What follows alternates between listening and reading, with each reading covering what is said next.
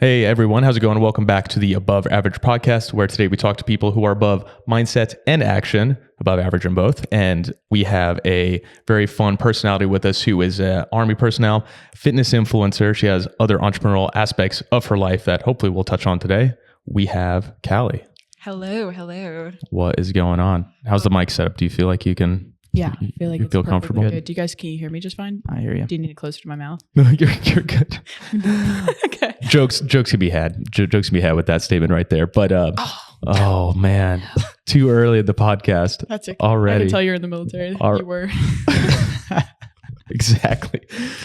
So I'm going to hand over a compliment to you that you don't even know about yet. So brace yourself. Oh. Somebody told me on our last podcast as he was leaving, he's like, "Yeah, you're the king of content." And I was like, the first person I thought of, I was like, you are the king of content. Gender neutral, you are the actual king of content. So I applaud you for being an inspiration for me, because I think your content is the most entertaining shit on the planet right now. Not saying it wasn't before, but we haven't really been friends all too long. And now we've worked together on a little project. What was that, a couple months ago? Mm-hmm. Yeah. And now you're on the podcast today with us. So the king of content is in the house, Callie Forbes. Okay, I wouldn't say king of content. There's definitely a lot better than me. But I will say that just seeing how you look at how like everyone else my age or maybe a little bit younger than me, what they're liking, what they want and stuff. And then I take it. And I'll take it like, it could be something that is strictly to the like civilian world. And I'll be like, okay, how can I apply this to the military aspect of things? Because a lot of kids my age, the desire to serve is so low. My whole goal is to try to make it look fun. Like, that's why I'm doing this. It started off with, oh, hey, how can I get the National Guard, the Army National Guard out there, the brand? Then it was like, wait a second. No, I don't need to sell the Army National Guard. I just need to make videos that people think are interesting. And then the National Guard's a little bit in there. And it's also something I kind of learned with like working with First Form and stuff like that, is like, they were like, hey, we don't want you selling our products. We just want it intertwined into videos that people already like. And so I was like, oh, it's the same with the National Guard.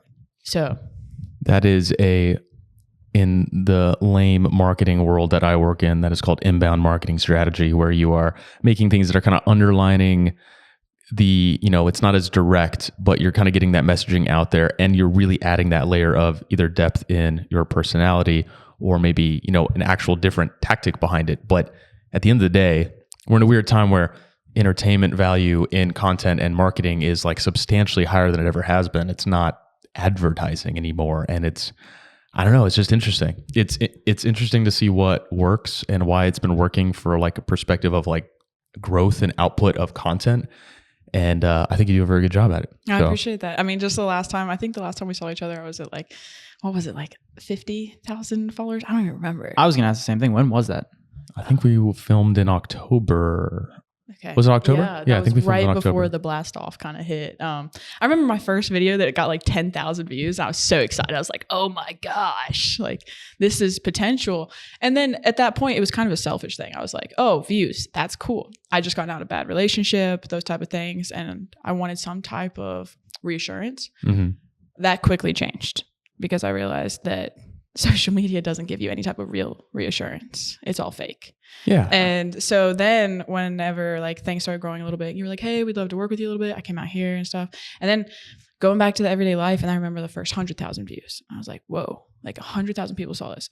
And the first big video I remember, it was maybe it hit like 1 million and something. I was like, whoa. And this video was just about depth. Like, it was nothing about the National Guard, really. It was just about like being a woman in the military and being a woman in any type of like field like that's very male dominant.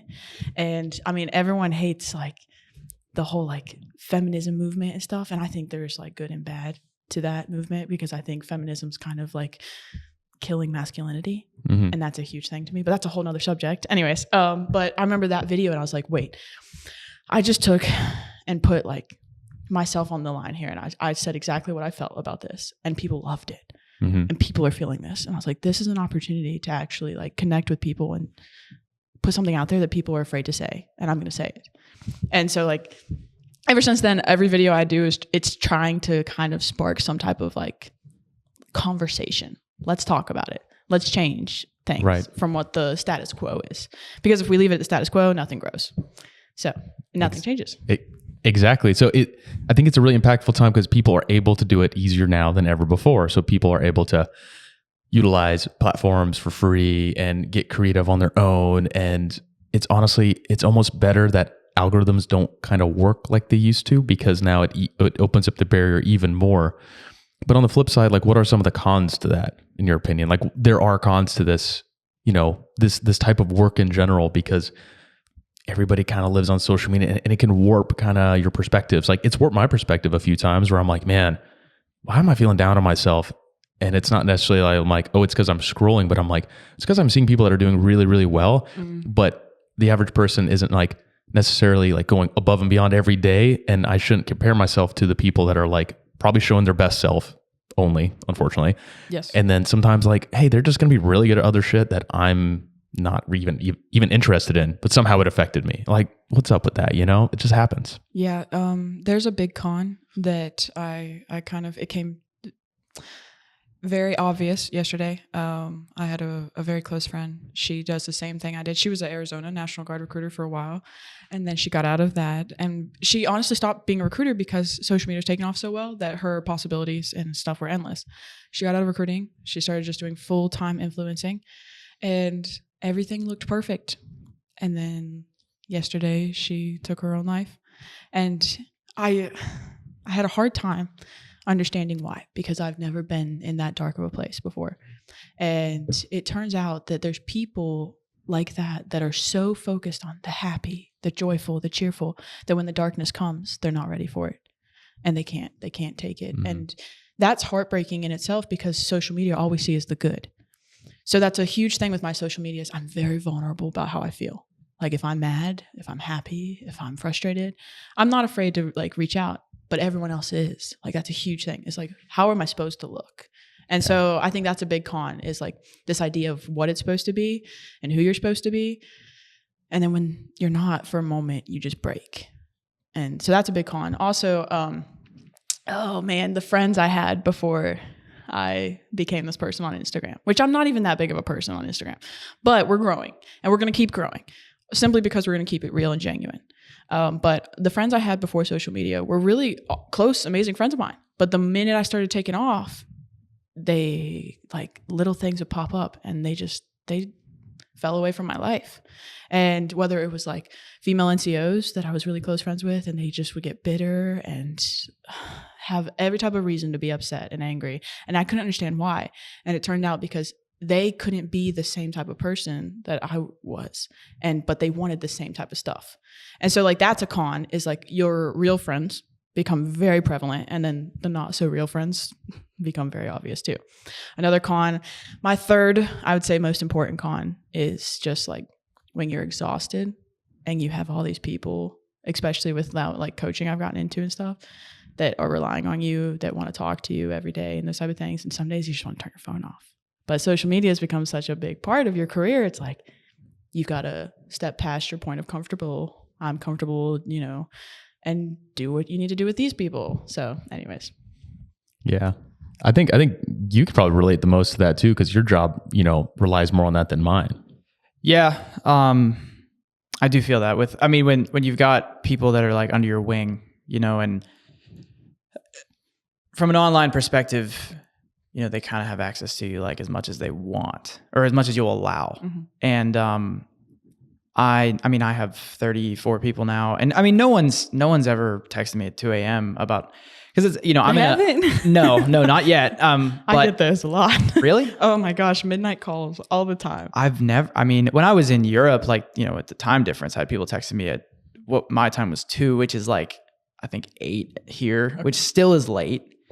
And I'm in a group with other online coaches, like it's kind of like a mentorship thing. And, the big thing we talk about is just, setting boundaries and being strict about them, which I'm still not good at. If someone texts me on a Saturday, I'm gonna be like, oh, this takes a second, I'll do it. And then that sets a precedent. And then now you're doing it all the time. Mm. And, I don't know. It's funny because like when you're the only person, like I always say like, oh, unless there's an emergency. And then I'm like, well, what emergencies are there in fitness?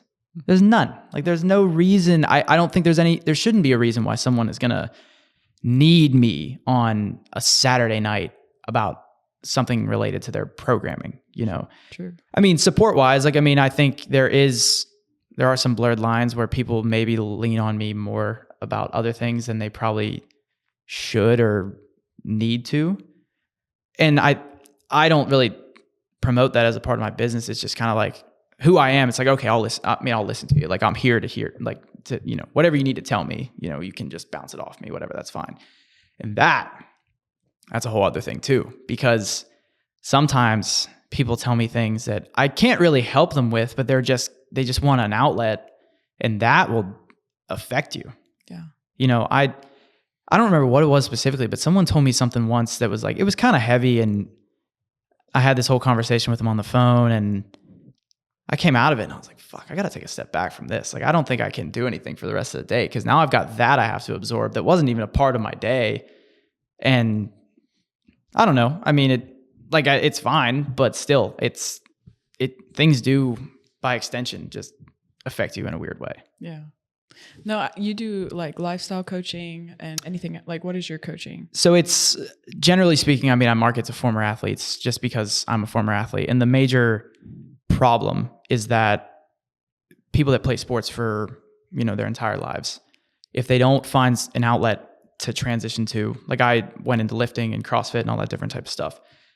A lot of athletes don't, and their fitness is tied to the sport, and then the sport disappears. And it's like, okay, well, now I'm 5 years out of my sport and I don't feel like I ever played at a high level. Because for a lot of people, that's, they might not talk about it, but being really good at a sport is their identity. Like that's their fitness, that's their health. And then that just disappears. And then they end up being somebody that looks and feels like they never did that, And so that's the problem that I articulate to people. And then that's what I try to help them with, is like finding fitness again, and maybe some competition and just an outlet for all that stuff through organization of just going back to the gym and training like an athlete again. Yeah, that's really big. That's like right now my coaching is specifically just towards PT test. I went and took the Marine Corps, the Navy, and the Army PT test, made sure I could max it all. I did max it all. All right, stud. A female standard. All right, relax. But that's why I only coach females too. But it's funny because I've been only coaching females, and like I think I have like 3 in the Marine Corps, 2 in the Navy, a couple in the Army. Anyways, and all of them have been working out with men in their like their platoon, like their first sergeants and stuff. Have been doing the workouts with them, and their first sergeants are getting smoked. And I'm cracking up at this. But you're like, yes, that's what I wanted. Well, I'm like, okay, so 5 people using my program for free. No, I'm just kidding. Anyways, but no. I think it's really cool because like I think if you specialize in what you've experienced yourself, then it makes a big difference. I would never go and teach or coach someone how to do bodybuilding when I've never done bodybuilding. Right. But this is something that I do believe is applicable to my life, and I want to share with other people. So I do think that's really cool though, because a lot of people get out of the military, and that's the next step. Like I learned from people like you with this. Like I'm constantly thinking, okay, what's my next step? What am I here for? Mm-hmm. Like what's my actual purpose of being here? And so like I don't feel like I've accomplished it yet, and I don't know if I ever will, but that, like getting out of the military, just like my friend who just like committed suicide, like she quit her military like full-time active duty job and stuff, and like it's shocking to you. So it's like athletes when they get out and you're helping them find their life after this, right? Instead of just losing everything because they lost their sport. Okay, what about military? Like where's the programming for helping military people when they get out and they lose their lifestyle, like everything? Who are they supposed to be? VA? Okay.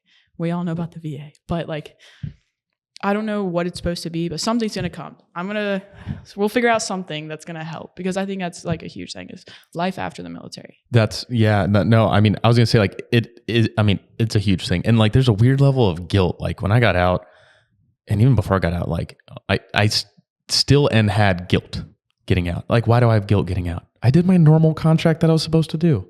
I shouldn't have guilt. I don't have guilt about any other job I've had. They were just jobs. Why does the Army have trauma bond that I now associate all the things that I, like to do in good stories? It's like, they really sharpen the way that you rely on people mentally, physically, and together as a unit. And it's not replicable anywhere, unfortunately. There's areas where it's closer. I would say it's not the same anywhere.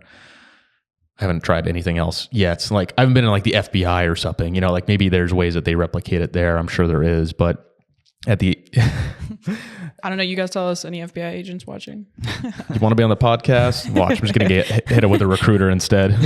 Basically, someone's gonna be like, "This guy said he's interested. He used to be a mildly okay door kicker as an officer, but That's a next job opportunity. You Oh, could join yeah. the FBI. that's true. That's true. I could. It would be probably a very fun job. Like I think the HRT there looks really cool. But like those are the Yeah. What That's if you the cool did guys there. like marketing for the FBI and stuff like that? what if I did Yeah. Do they even have marketing? They have to. I mean, it's the Have FBI. you seen FBI's marketing? I think I That saw means a they're not very good at billboard. marketing. Yeah. See, You see what I they mean? need Yeah. help. Point. Yeah. Yeah. So There's an FBI something in the South Side though.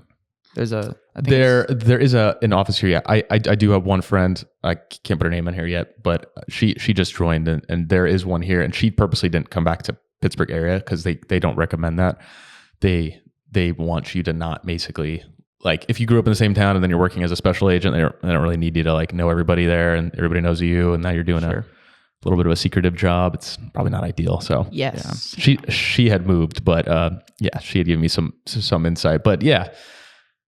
I don't know where what some of the solutions are for that. Like, and there's a lot of organizations that do cool stuff that are like one-offs. Like, oh, we're going to take everybody like hunting, and they're going to have a really good time. You're going to bond with veterans, and then everybody goes home, and then you still wonder why like somebody, lets go of their own life later. Still, even though they had some little bit of a community, but there's not really touch points with those people later, mentally or physically, and the civilian world is just weird. Like when you leave, it's very isolating, and people don't know what it's like coming from the army or the military into what feels isolated. Even though in normal life, it's really not that isolated. Yeah, but it's got to be it's a way more significant transition than it is coming from college athletics. yeah, but it's very similar. It is similar. It is definitely similar. But I think, I would imagine with the military, it's almost like there's probably less that you're going to have on the other side from the military to regular life than from athletics to regular life. Yeah, like one of the like harder things I think for like anybody, and you guard a little bit, but slightly differently. But especially for active duty, I would imagine like you get done with active duty, like you can't even go back on that base. Like your friends live there, they live around the area. You all of a sudden don't know what's going on with their training unless you just talk to them. You can meet out with them, but like you don't even like live in that town anymore. I don't necessarily know if I'd want to live outside of Fort Bragg forever, No, I would not. Vietnam. So I don't think I'd be spending my free time trying to apply for jobs there just to hang out with the boys. But you are like a hard separation, which like any other job, it's like not really like that. So like you're like, all right, now you're like not on the club. Yeah. By the nature of it, like there's either security or you don't live on the place where you had access to stuff, and then you're not bonding anymore. So like they're going to continue, like the army continues to move on, right? And you just continue your own life separately, and that's what happens. Yeah. That's kind of why I went into coaching, really, because I still stayed around it. Like, I have friends that, I played with up until, they played college, they had their own experience, but then they just have a hard stop, like right there. And then that's it. Like they don't go into playing men's league. They don't go into coaching. They just have their career, and then that's it. And they were just like, yeah, I was this former athlete, high level. And, I never felt like I had that stopping point because I was coaching the entire time in college. I went straight into coaching in college at Virginia Tech, and then I was with the pros, then I was with Pitt.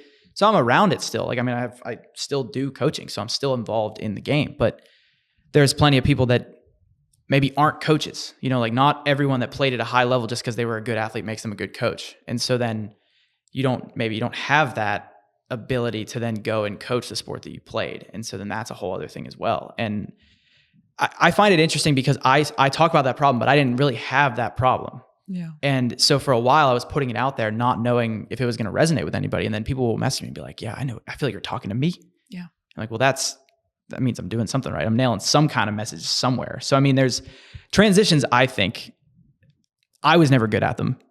And I think a lot of people maybe aren't good at them either. And so to have somebody that's there to walk through it with you, I think there's something there for sure. I think like that's a weird thing about me. And this isn't to sound conceited, but my whole life I've been someone who people could connect with. Like I was in foster care, I was abused as a kid, like everything in life that people are like, oh, you don't understand me because I've gone through this. I'm like, no, I've been there. let's figure this out. And so like, no matter what, I feel like I just want the hardest thing thrown at me in life just so I can continue to connect with these people who feel like they're alone. But at the same time, Lord, please don't throw horrible things at me right now. But he's just like, oh, your family's dead. No, please don't do that. But I don't know. I think that it's a huge thing as people focus so much on themselves all the time that they forget that there's like everyone else needs someone. So I don't know. I do think that that's a really good point there though. Let's talk about something that women love lives. Love lives. Yes. I want you to go into this topic. Hit me. Well, no. I want to talk about yours first. My love life. Yes. So Okay. love life in the military. Okay. So a lot of like my social media, I try to avoid talking about my love life, but everyone else wants to talk about theirs all the time. So like when you were in the military, did you find it harder to have a healthy relationship? I did. Yes, I definitely did.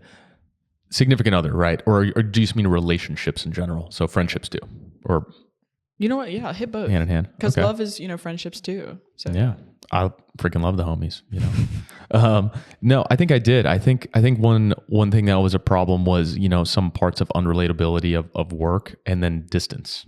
Those two things single handedly are like so monumentally different for people in the service dating somebody who wasn't. So we're kind of opposite in this sense. I've never dated somebody that was in the Army at all or in the military at all. Oh wow, never went for an Army chick, huh? No. Ooh.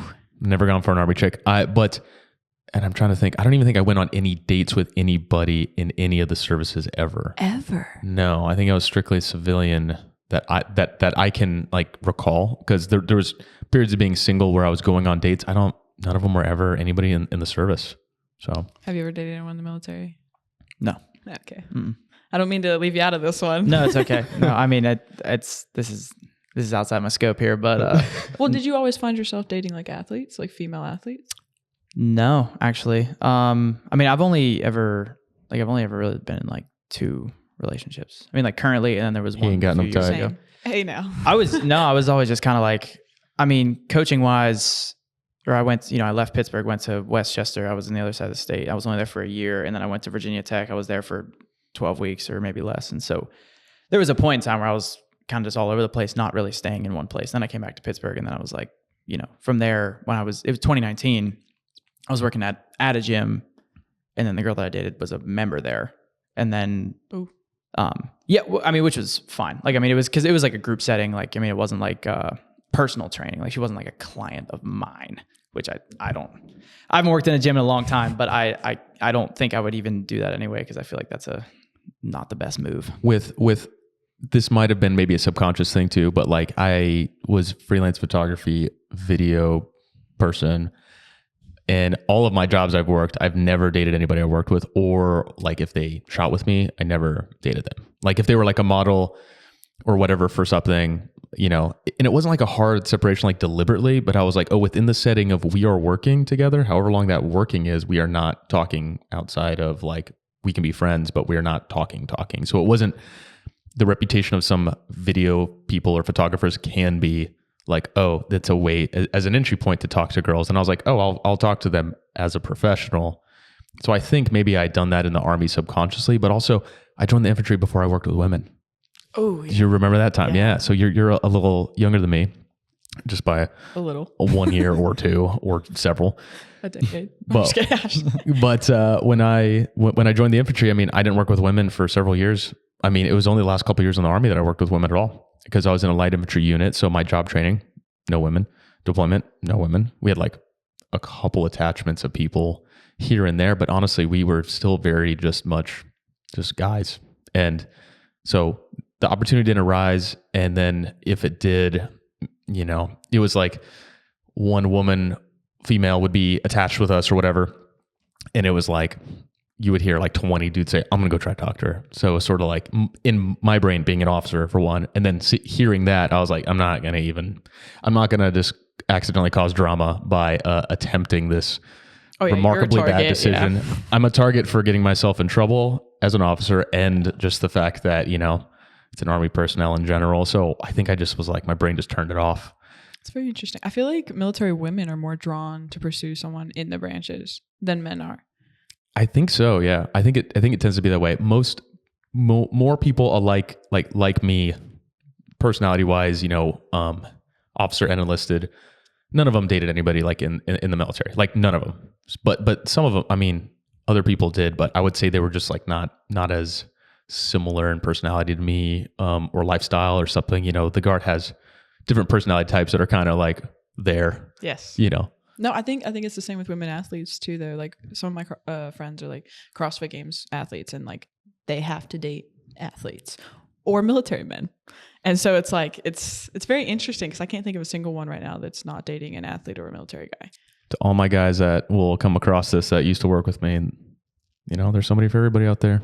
You can find some, you can find some CrossFit honey that could probably crush you. I was gonna say they are like, I feel like whenever women like me, like I have a very strong personality. So like I need someone who's more masculine and dominant. And like I was raised in a very religious family. I hate the whole that was shoved down our throats, women submit to your husbands, right? But I also think that there's the next part that no one talks about. Women submit to your husbands, husbands respect your wives. Yes. And so like if he respects me and he shows me that, that's the ultimate, like, okay, cool. Like, I love that. And I think being in the military, a lot of military women are like, we need a man who like understands us. Otherwise men will be like, you're neglecting me, or, so on and so forth. But there's, from what I've seen, in general, there's more of a traditional valued personality type from military guys. Yeah. Especially this day and age. I'm kind of aging myself by saying like right now, because, I was in the Army when I was 20 and I'm 32. So it's been a minute since I joined. Hey now. I know. I'm not bald under these hats, by the way. I'm going to start doing podcasts without, without these, I just got some lettuce down here. I like how both guys are wearing hats. I almost wore a hat, but I want to show you I had hair. So, but I think there's a level of like, kind of like a more traditional setup mindset from a guy who's in the service. And also, again, I was around infantry guys, so it was like very much like we're going to be like Mr. Badass, Mr. Guys, and so they want to personify that. And even the ones that don't do it well, they still want to, like, they want to be like the guy of a household, like in general. I don't see that as much outside of the services, in general. But I mean, again, I haven't been a civilian forever, so maybe I'm wrong, but there's definitely more diversity outside of the military. I still think there's more people leaning towards like having that a little bit of a traditional setup, even if you're not like married with kids at 18, which the Army's known for that. But there's still more of those values early in life, and set you up for wanting to do that later. Then I just don't see it as much, Okay, let's just tap on the married with kids at 18. I did not have kids, but I was married at 18. Married at 18. My first boyfriend who was in the military, and I just thought it was absolute love. We learned real quick that it wasn't. Anyways, but yeah, I nothing against people who marry at 18. Okay, some of you guys make it. Very few. So some of you do. There are like, I remember first starting ahead, he was he was such a good person and personality, but he was like, just resonated like, oh, I met my wife when we were 18 and she was not in the Army and I was, and she like went and traveled with him, and she was very much like, oh yeah, like he's like the guy that makes the money and is in the relationship. She worked obviously, but they traveled a bunch. He was active duty for 20 years and he was on the very last end of his career, and he like pridefully was just like, yeah, like I found that person, like, and it's worked out, and like if you find the right person, it's gonna work out. And obviously different time period, easier said than done, and many unsuccessful stories, unfortunately, for better, for worse. But I think, growing pains for people is not necessarily going to kill you, but it's definitely a process. I think Will can agree on this too. Like, no matter across the field, whether it's military or athletes or whatever, to be a boss, you have to date a boss. So like, you're not going to grow if someone's not pushing you to grow and you're pushing them to grow. So I think it boils down to that. That's what we have to like focus on, is whether they're military or not. And like, my current boyfriend, he was infantry. And when we first met, he's like, yeah, I don't think women belong in combat roles. And we did not like each other for a little while. But then he specified, he said, unless they can pass the test that a man has to pass. And I was like, okay, yeah, I agree. Because I was a combat MOS. I was field artillery. So we're like button heads. But he's right. Like the girl that I was when I first joined the military, she couldn't drag a guy out from firefight or whatever. So, I mean, just meeting someone who pushes you past your goals, that you had set for yourself and realizes like your full potential. That's the ultimate goal right there. Yeah. No, I mean, there's a level of, you don't have to necessarily be in the same field, I guess you could say. Like, I mean, my girlfriend right now, I mean, she's a nurse and like she just started and like that's a hard job. And Smart. the things that she tells me about her day to day, I'm like, I could never, ever do that stuff. Dude, and there's so many gross stories too. Oh my God. Like, They're patient too. yeah. So I mean, you patient. have to, I mean, because you're doing, 12-hour shifts, like you're in it and you've got to stay mentally locked in for such a long time. And then you got to go back, and like you're doing 3 days in a row potentially. Then you got night shift. Like there's a lot of variables, there. And, but I work from my MacBook and I help people like get in the gym, and it's not like serious in that sense where it's like if someone doesn't, someone misses a back squat, that's not a big deal. But I mean, you're in a medical ICU, like things matter, little decisions matter. And, it's a funny story actually. Back a couple years ago, when I was just starting my business, I was in a prior relationship, and towards the aftermath of like us, separating, like she told me that I should make better career choices. Oof. Which was wild to hear in the moment, because I never like got that vibe at all. And that's like one of the best and worst things I could have ever heard, because it's like in my mind, I'm like, okay, well then I'm just going to hammer this until this is bigger than you could have ever imagined. And I'm not doing it now for that reason, but I do think about it and it does light me up, because I'm like, I've got to make this happen now. And so it's a interesting thing to hear that from somebody who, what they thought meant a lot to you at the time. But I mean, now, like, it's years ago, and like business has been business for however long. Yeah, so it's fine. But I think that's something that sets us apart, is that we use that to fuel our fire. Mm-hmm. A lot of people would hear that and think, oh, she's such a, I don't know if I'm allowed to cuss, but bitch. You can. Whatever. Okay. We should like announce that to them before they get on. Yeah. Like, you can cuss as much as you want. I fucking love swearing, so yeah, do it. Do you really? Yeah. Okay, but anyways, like they'd just take it and then they'd go eat some candy and wallow in their own self-pity. But then there's the people who take these insults and they say, oh, okay, bet, watch me. And I mean, that's how I was after my divorce. Like, I drove and I rented a house, because I got offered this really great job and I knew it was going to be a huge career progression right after my deployment. My husband said, if you take that job, we're done. And I was like, okay, but you don't have a job and you just spent all of our money on hunting gear. So I need to do something. So I took it. And then the next weekend he went, slept with someone else. And I was like, all right, see you later. But that was the fuel. Mm-hmm. I said, okay, he could take all the love I gave him and put it into some random woman. I'm going to take all the love I gave him. I'm going to put it into myself. And so from that moment on, I love it. I love, like, someone tells me I can't do it. That's a whole reason I'm going to do it. So I think that's what separates our mindsets apart, though. Mm-hmm. I mean, tell me when you get insulted or something like that. And like, it actually might be something that it's a true insult. Oh, like, yeah. Oh, wait, I could change this. I could become like a badass. Right. Yeah. There's I think, there's like a level where most people don't accept that. And I think when you can accept it and like know that you have faults, and this person, from their perspective, whatever that fault or that excuse, like that, from their perspective, they are right. They are right. Doesn't mean the situation is. So just take that and be like, okay, understand that from where they're at, they are right. Take a little deep dive in yourself and be like, why do they think that? Is it really on me, or is it something that is kind of a little bit on them? But at the end of the day, it's two people together. It's not just going to be one person's opinion or one person's over the other one's. If it's any sort of collaborativeness, there's gives and takes. So like, it's better to like reflect in and be like, okay, am I going to move on in the right way, or am I not going to move on?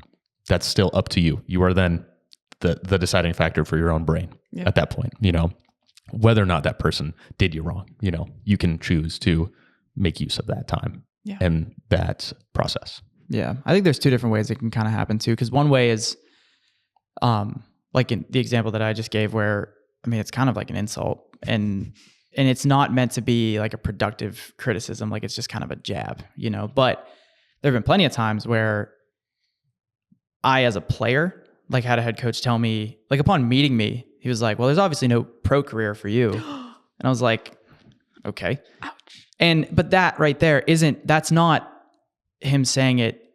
That's not a personal thing. Like that, I know the way that that's being said is like, this is what I think. I dare you to prove me wrong. And I think a lot of the time when people hear criticisms like that, they think that's the end all be all. It's like, okay, well, they think I can't, so I can't. I think if it's the right person, it's always unspoken where it's like, but I would love for you to prove me wrong. And that's how I feel even as a coach. I've had kids that have come to me and they're like, yeah, I want to go to an ACC school. And I'm like, I don't think it's going to happen for you. But if you there's no reason why you can't prove me wrong. Agreed. Have you ever seen the movie Whiplash? Yeah. Fantastic. Ever seen the movie Whiplash? Awesome movie. Have you ever seen the movie Whiplash? No. What year was it made? What year was it fairly made? It's not old. Maybe like 8-10 years ago. I might have seen it. Hold on a second. Let's see. Whiplash. It's about a drummer. Yeah. Oh, yes. The guy is bullying the crap out of him. Mm-hmm. Yeah. And it is a very extreme example of what you're talking about. And like whether or not you think this guy was intentionally trying to do this, at the very, very end of the film where he sets him up to look like, you know, a complete asshole on stage, like really plays the long con on this guy when he runs into him at a bar and he's like, oh, do you want to join our, you know, percussion section, you know, for this big band? And he's like, oh yeah, I think that'd be great. And this guy lies his ass off to this character, brings him there, and then he just throws him a loop and he's like, yeah, we're doing new shit. Sorry, bro. And he just flounders. And that guy just turns around, walks off stage, comes back, and he's like, fuck it, and just goes hard. And that was like the whole point of it. But like you saw some serious psychological abuse, you know, to somebody. And almost, unfortunately, you know, that happens a lot when you want like greatness out of people. Like there's some people that are great, but it takes its toll on a human being. It's not a normalcy to be great at something at such a high level. And it takes maybe somebody to push you there in an absurd, abusive way to make you great. And I don't know. I mean, it's just interesting that some people have to operate like that, and some people would never be great if they didn't have that happen to them. No, you're right. And that's what I kind of like about like my job with the National Guard. I lost faith. How are we doing time-wise? Oh, we're good. Okay. I lost faith in this generation that's coming up. I mean, I'm enlisting kids that were born in 2006. Like that. Wild. Yeah. But like, nobody has grit, it seems like. Like grit is so rare. And so like when we do our weekend drills with these kids to try to prepare them for basic training before they go, I see immediately which kids are going to take our constructive criticism and grow from it, and which ones are like, you're hurting my feelings. Or, you know, and we have way more kids saying like, oh, you're targeting me, you know, and you're hurting my feelings and stuff like that, than kids that are like, thank you, Sergeant Forbes. I'm going to take this and I'm going to run with it. But when I see that, oh, it fuels my fire. Like, and now I immediately feel like my drill sergeants at basic training who took this like special interest in me. And they were like, we see something in you because every time that we beat the crap out of you, you come up stronger. And I was like, oh, okay. I thought everyone was like that.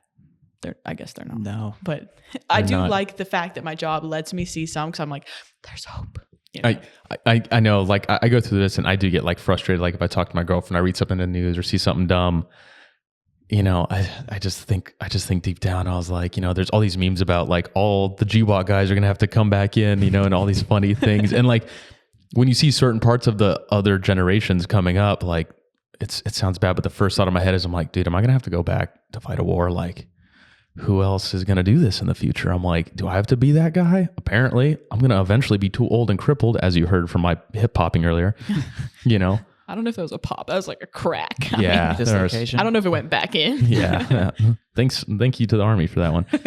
And you know, like, I mean, it's like like I say it as a joke, and she gets like kind of frustrated at me, but I mean, it is kind of true, because I'm like, well, I'm like, I don't see people that like in my job training, like, you know, we were very tough, aggressive dudes. Even the people, like one of my friends who was a captain went back and taught at IBOLC, which is where you go to become like an officer for the infantry. And, you know, only 6 years later, it's like, dude, he's like, it's not looking as good as when we were there. And I was like, yeah, we got kind of the shit kicked out of us, but like most of us went and deployed within a year. Height of ISIS 2016. I was like, thank God that was, you know, at least we got our asses handed to us appropriately, because, you know, the real life things happening in that year were like pretty rough, you know, globally, and they are back to being rough again. So I do get concerned thinking about it sometimes, but also like, I mean, I'm challenging younger people and like want to see the outcomes that are good in the future. I really do think there are some, I think they're just going to be different. Just like every generation has that. Like if you talk to someone who's 80, they can't relate to us. They don't know what's going on with us. There's a lot of good people that come out of our generation. There's a lot of good people that came out of theirs. I think we'll see something that comes out of it. How old are you? 28. How old? You're 31. Oh man, I just said it earlier too. You did, didn't you? Yeah. Well, 43. 43. Hell no, I'm not 43. I was like, whoa, you look great, dude. You know what? That's the easiest way to get a good compliment. Fucking lie. Just lie and then take the compliment and be like, 5 oh, years. it's great. Oh, It's great. I love the dopamine hit from the compliment and then just say, oh, just kidding. Yeah, I'm 32. okay. So like And you are what? 20, 21? 24. 12 and counting. Anyways, yes. Okay, so would you classify yourself as in his generation? Yeah. I mean, I think so. you're a millennial. Mm-hmm. I'm a millennial by like a year. There's something I love about you guys. You guys, when you disagree about something, you are fine to just brawl, punch it out, butt heads, and then move past it. That is something my generation cannot figure out. Grudges are my biggest pet peeve. Like, if I could just live my life and every time I disagree with someone, we could just fight it out. They whoop my ass, I whoop their ass, and then we move past it, I'd be very happy. But something about your guys' generation, Oh man. it's you're the last of your kind with that. Yeah. I mean, like my job training, like in the field, like one of my best friends today, I can't say his name, he's in some special unit now, but like me and him, like out in the field, like he was doing something stupid as a team leader during the live fire and I was pissed off and we just straight up fist fought in the dirt after being out there for like a week and then we were over it. One of my best friends ever since. Hilarious. Yeah. I love that. I've got a funny story about that because whenever I was in college, like I spent 4 years at Pitt, right? And we didn't call it this, but it's what it was. We would just say like OTF. So it was like on the field.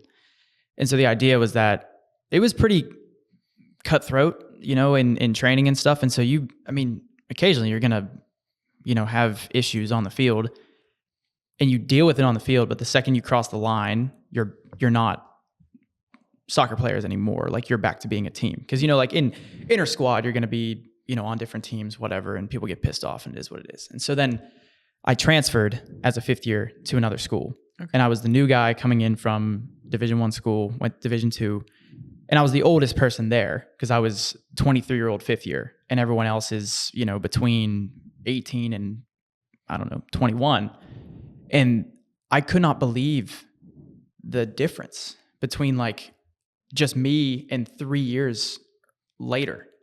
And I showed up as like, I've got 4 years Division I soccer under my belt. I was a motherfucker. Like I used to go crazy. And like, that's part of like goalkeeping too, is like my entire life, you're told as a goalkeeper, you got to have a screw loose. And you kind of do just because you're willing to subject yourself to like balls coming at you at 70 miles an hour all the time, getting hit in the face, like getting kicked, like whatever. Like it's, it's not something that you're going to avoid. Yeah, balls coming at you. Yeah, brutal. I know.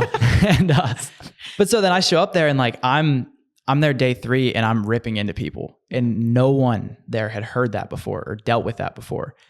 And they didn't know how to respond to it. And so there was a point where I had to make a decision where I was like, do I try my absolute hardest to inflict change here about how we approach things, or do I more so focus on myself and let everything else kind of fall into place? Now, that season we went to a national championship and I kind of toned it back a little bit, but I still like I was, on the field, like I was losing my mind. Like, balls come through the defense, I'm losing my shit. And like, I go back to like alumni weekend and these guys that were freshmen at the time tell me, they're like, you made us not want to mess up.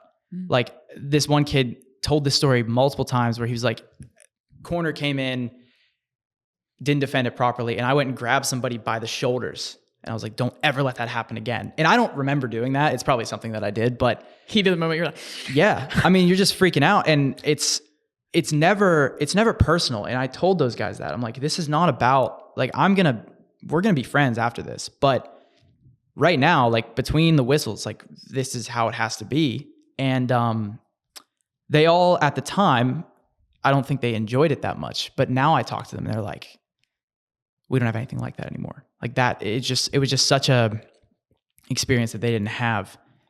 And it takes a lot being that person because you have to like be willing to maybe not be someone's friend all the time, which is difficult because you're on the same team, but you also have this, you know, you're all trying to do the same thing and standards have to be upheld. And so now, though, having coached in those same environments, it's not the same. Like, guys don't, like, to your point, that beef on the field leaves the field. Yeah. And then it becomes a whole other thing. And then it's not as cut and dry as it once was. The animosity changes in Yeah. the team. Yeah. It's bad. But touch on soccer players real quick. I think you might have, like, some other world version of you was in the military. I think that soccer players are so good when they join the military. There's something about it. Like, my boyfriend now, he was a soccer player and they offered him a D1 scholarship and he said, no, I'm going to join the military. But he said that it all started on the soccer field. Like, there's something about that, because I think in high school they had him playing football and they were like, our soccer team's failing. Can you help? And so he went cross country and soccer. I was like, that's a disgusting mix. But anyways, but like, I think there is something about soccer players that, I don't know if it's the teamwork, the mindset, or what, but I do think you could have been really good at the military. You know what? I think, you know, hearing you say that, I probably wouldn't have never thought of this myself, but I think the thing about soccer is that, so one of my coaches told all of us at one point that soccer is a game of mistakes. So the team that makes the least mistakes is usually going to come out on top.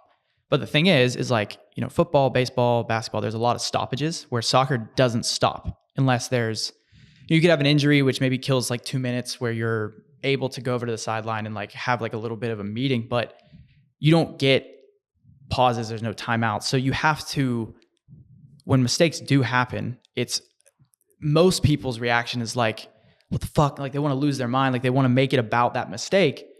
But in reality, it's about the response. So it's like, in real time, you have to, you know, react to uphold the standard, but then it's like, okay, well, what's next? Yeah. You know, and so it's a constant like push pull of like, mistake, how do we react? You know, this happens, how do we react? In real time. There's no time to pause.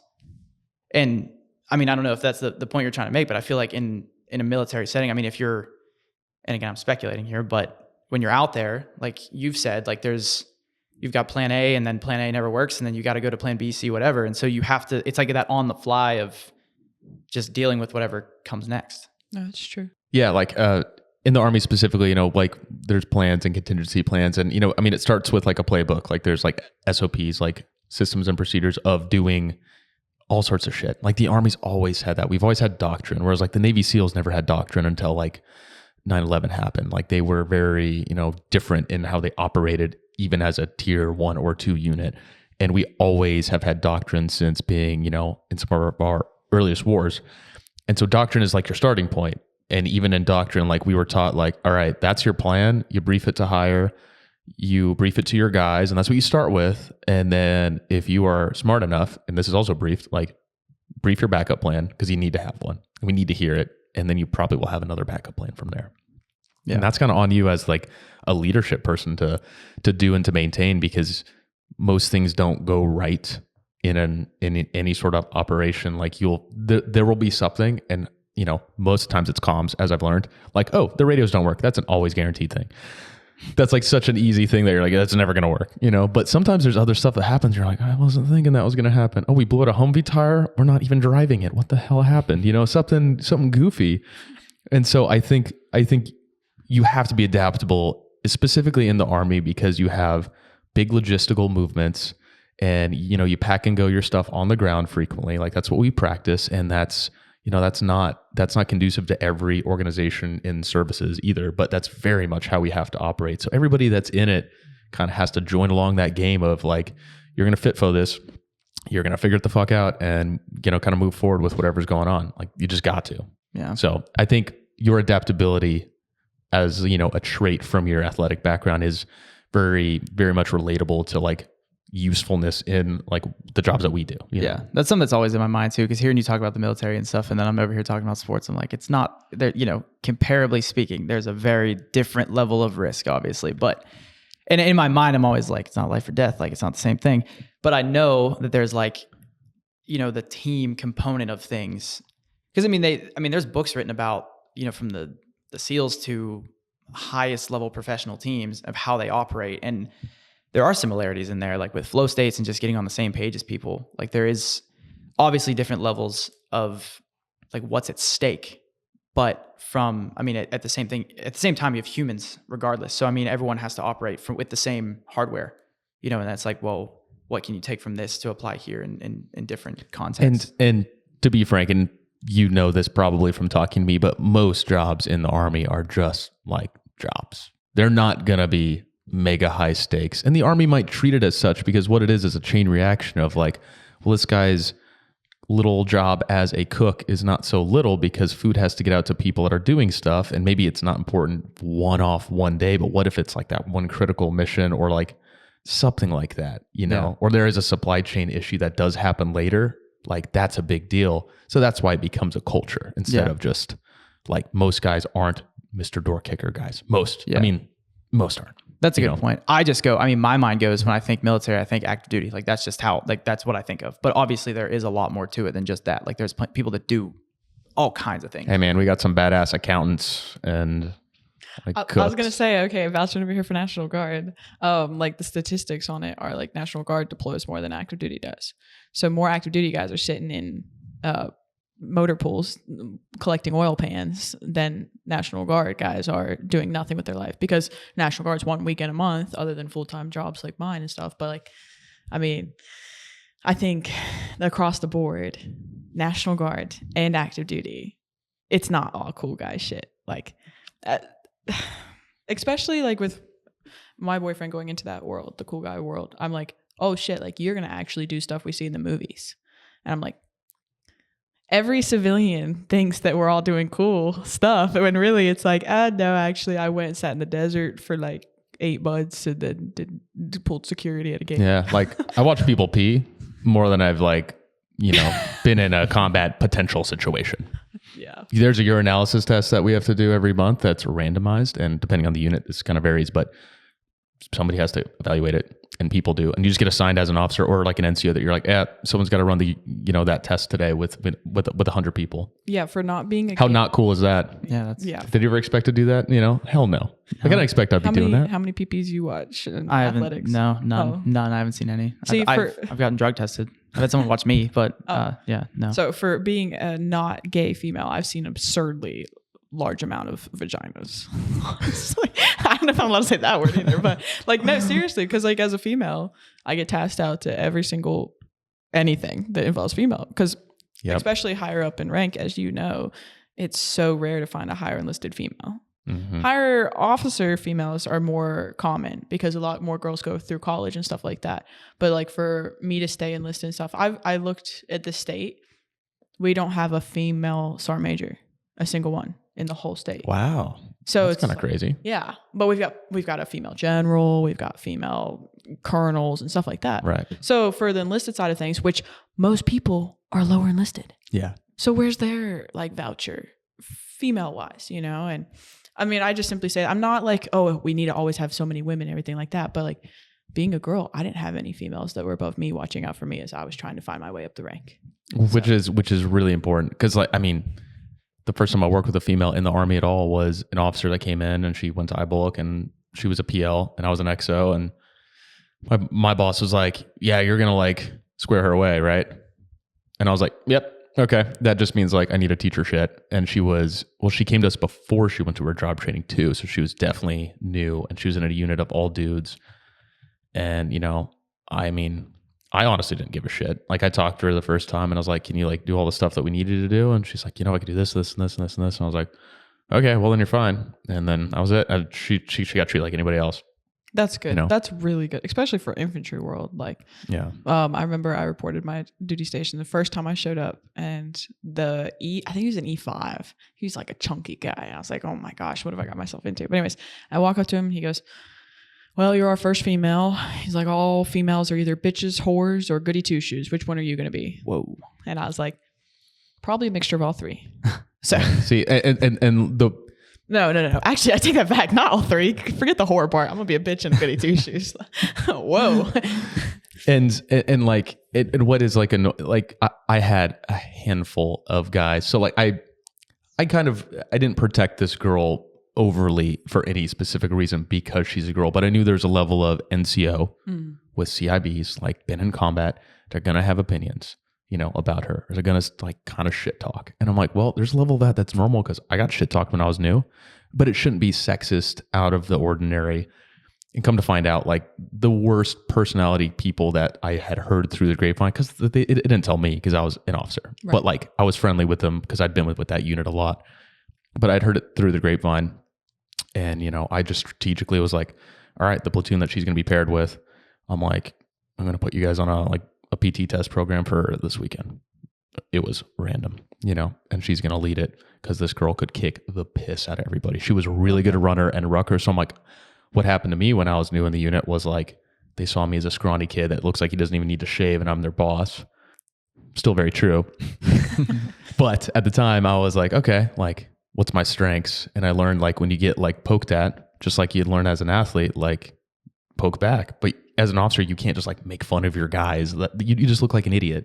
But you can, but like really like quietly show them your strengths so they shut up. And what Joes look at is they think officers are going to suck at shooting and running and PT and stuff like that, or they're going to be overachievers at it. So I was like, I'm going to just be really good at those skill sets because that's what they care about. It doesn't really apply to my job regularly. She was really good at that. And I was like, oh, well, that's good. That's good that she's really good at that. So I'm like, let's show her that she can flex her muscle without her having to do anything. I assigned it. She just looked like a stud. A lot of them shut up and a lot of them fell out of the runs and were throwing up. And I was like, you guys are fucking pussies. I'm like, she just crushed you. Silence from them after that. I do feel kind of bad for guys that people tell them, a girl just beat you. Like, I don't feel bad. I think it's funny. I know. But being from the other standpoint, I was actually talking to a major the other day, the first female to ever get her Ranger tab, active duty. And what's her name? Hold on. It's really hard to pronounce her last name. She just messaged me too. Hold on. Here we go. Can you show me who she is real quick? Yeah. Because I also just talked to, I think, the same person. And I had talked to her like a year ago. Here we go. Oh, they messaged our group chat. I haven't read the group chat yet, so if you see anything inappropriate, yes, why? Oh boy. Oh, I have one bar. Freaking Army girls, man. You never know what you're going to get. Now relax. I have one bar, but it's going to load. Okay, here we go. Major Jacques. Yes, I've talked to her. Yeah. Okay. So her and I were talking, and I mean, she's gone through a lot, like too much, but she's willing to speak up and she's going to change the quid pro quo. And I love that. And I'm all about that. But just where was I even going with this? Oh yeah. Like we were talking the other day about she hates whenever people are like, wow, can you believe this girl just beat you? And it's like, how about, can you believe this soldier just beat you? Like, that's true. Just because I'm a girl, you don't need to degrade that guy. Like maybe even just human to human, his level of fitness is less than mine. But anyways. Yeah. But moving on. But moving on. What do you so what's your take on social media in the military? Because it's OPSEC sensitive a lot of the time. Not that we do cool guy stuff very much, but what's your take on it? Because I feel like there's been a lot of people getting roasted, putting their stuff out there, and there's a level of interesting intelligence aspects of that as well too. I think there's a line. And you have to know when you're crossing it or not. And Buttersworth, Tyler, he's a very good example of he's never crossed the line. I have crossed the line sometimes, and I have to know when to pull it back. But I think it can be used for informing, and like that's what it should be mostly used for. Because this whole generation, the only way we connect is social media. And a lot of our higher ranking command are still in the old ways, and they hate it. But I'm like, hey, you want the numbers? This is how we do it. But I will say, people who post like videos of them dancing in uniform to TikTok videos and stuff like that. What are you doing? Come on now. Is there really a colonel that does that? Yeah. I've seen a video and I was like, is this real or fake? Because like it could be some guy putting on that uniform and just like right, you could buy that uniform anywhere, making a thing. Yeah. And I'm like, he could get views doing that. I've heard that it's real. I've heard that he's real. I don't know who he is, and I don't care to know who he is. I like things that teach me something, you know, or something that makes me laugh and connect with. So that's what I focus on. I feel like Buttersworth is very informative and laughter, and I'm more like, we're just going to laugh about how accurate this is about the life in the military. So I think there's definitely pros and cons. there depends on what your job is in the military too.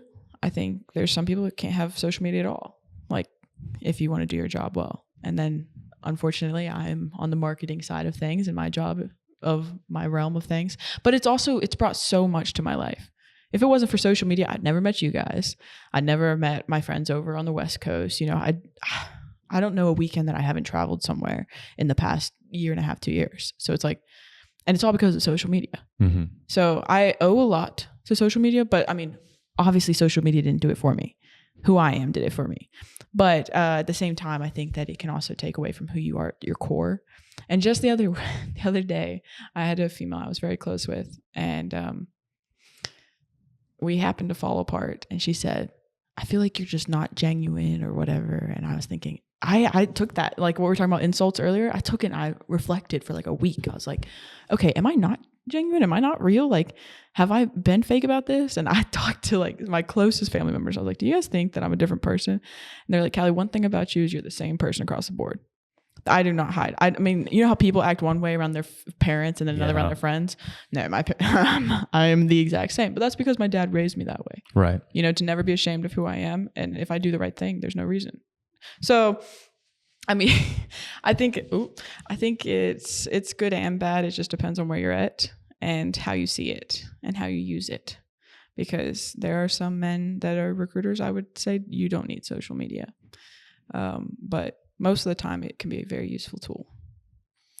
Well, we are just about wrapping up on time, but I think what you bring for not only your audience, but to, you know, the military people and inspiring people by being a real human, I think is very, hopefully, you know, something that can be built and built off of for the next generations, because we need that. And we need people that have a good sense of purpose and structure. And I think purpose will be a problem in the future for some of these people being so much on social media. So, you know, I applaud you for the stuff that you make, because I think it's awesome, and I know you as a person now, and you're very, very transparently yourself on all fronts I've seen, and I just appreciate you being on our podcast. So, where can people find you? Oh, okay. Shameless plug, all the things, all you want. I just want to say one last thing is like the only reason I'm here is to show how to do both, is to how to be in the military but not make it your whole life.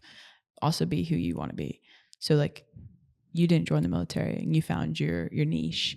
I'm finding my niche every day of who I want to be outside of the military. And I think that's how you adjust to the day that I get out of the military. I'm going to be okay, because hopefully by then I found who I am outside of the military. But anyways, the plug is, I don't have TikTok. I don't do TikTok. I know I need to. Some people said that it's really good financially. They also said YouTube's really good. We'll get there eventually. But right now it's just Instagram, and it's Callie with 3 L's, CALLIEFORNIA, California, because my name is Callie Forbes, California. Anyways, but I'm not from California, and I've only been there like twice in this last like 2 months. So I thought that was your full name, to be honest. Really, California? I mean, I knew your last name was Forbes, but I just thought maybe your full first name was California. You know, I think that'd be pretty Gen Z of you if it was California. Yeah, you know? My poor dad. My dad's like 70. He would find that insulting. Well, thank you for being on the podcast, and thank you to everybody that's listening and watch the whole thing. Go ahead and check out what she has. I think she has awesome content to offer, and we'll see you guys next time. Signing out.